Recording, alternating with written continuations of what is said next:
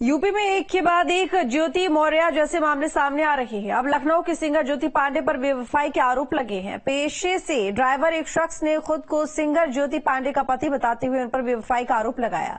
लेकिन अब ज्योति पांडे ने न्यूज स्टेट के साथ खास बातचीत में इन सब आरोपों को निराधार बताते हुए अफवाहों का खंडन किया है। राजधानी लखनऊ में एक मामला सामने आया था जिसमें दावा किया गया था एक व्यक्ति की तरफ से कि उसने अपनी पत्नी को पैसे जोड़ करके, क्योंकि वो ड्राइवरी करता है, और उसने अपनी पत्नी को सिंगर बनाया और उसके बाद उसकी पत्नी ने उसे छोड़ दिया। हमारे साथ इन तमाम आरोपों के जवाब देने के लिए वो पत्नी उनकी खुद यहाँ पर मौजूद है, ज्योति पांडे जी।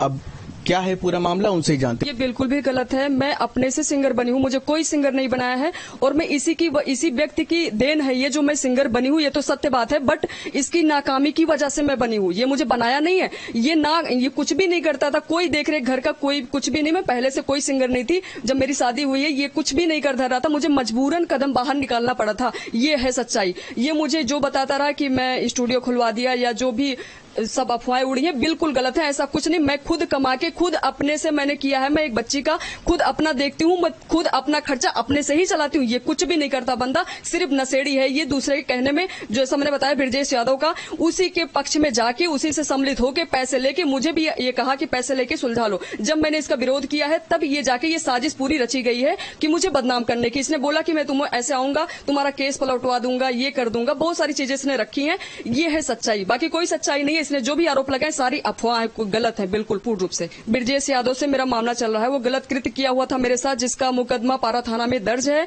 उसके पेपर्स भी हैं, सबूत हैं, सारे साक्ष्य हैं। और ये उसी से मिलके, पहले ये मुझसे प्यार से बोला, उससे मिला हुआ है। ये भी जो व्यक्ति बता रहा है, जो मुझे पति बता रहा है, ये पहले ही ऑलरेडी 1 साल पहले उसी ब्रजेश यादव के खिलाफ ये मुकदमा भी किया है। और इसने उस मुकदमे में खुद भी लिख रखा है कि 2 महीने से मेरी पत्नी मेरे साथ नहीं रहती है। और आज ये बता रहा है कि मुझे किडनैप कर लिया गया, ये सड़कों पर मुझे मांग रहे हैं। इन्होंने खुद लिख रखा है। मैं 1.5 साल से इनसे अलग रहती हूँ, कोई मामला नहीं। और ब्रजेश यादव से यही वो था, मेरा मुकदमा चल रहा है। उसी से ये व्यक्ति मिलके और मेरे पीछे साजिश कर रहा है, मेरे घर की रेकी करता है और उस व्यक्ति को लेके आता है मेरे घर पे। जांच पड़ताल, मैं कैसे जाती हूँ, कैसे नहीं, कहाँ रहती हूँ, सारी चीजें लोग करें, साजिश कर रहे हैं पूर्ण रूप से।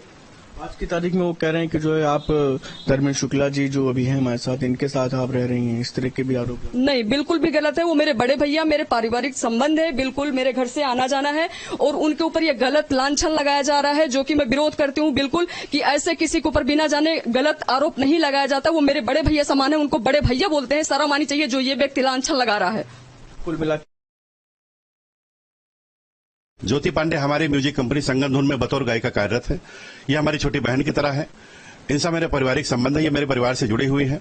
इस कारण वो व्यक्ति चूंकि केस को मैनेज करने की बात कर रहा था इनसे, ज्योति पांडे से, और केस मैनेज नहीं हो पाया, तो इस कारण से वो तिलमिलाया हुआ है और लगातार वो बराबर इनको धमकी दे रहा है। और ब्रजेश यादव जिसकी बात हो रही है, ब्रजेश यादव के ऊपर 376, 377, 328, 506 में मुकदमा पंजीकृत है पारा थाने में। और वो व्यक्ति अपराधी प्रवृत्ति का आदमी है। वो लगातार इनका पीछा करवाता है और जानबूझकर बदनाम करने के लिए, जिससे मैं इनका साथ ना दूं, मैं इनका सहयोग ना करूं और वो केस को मैनेज करने में सफल हो जाए।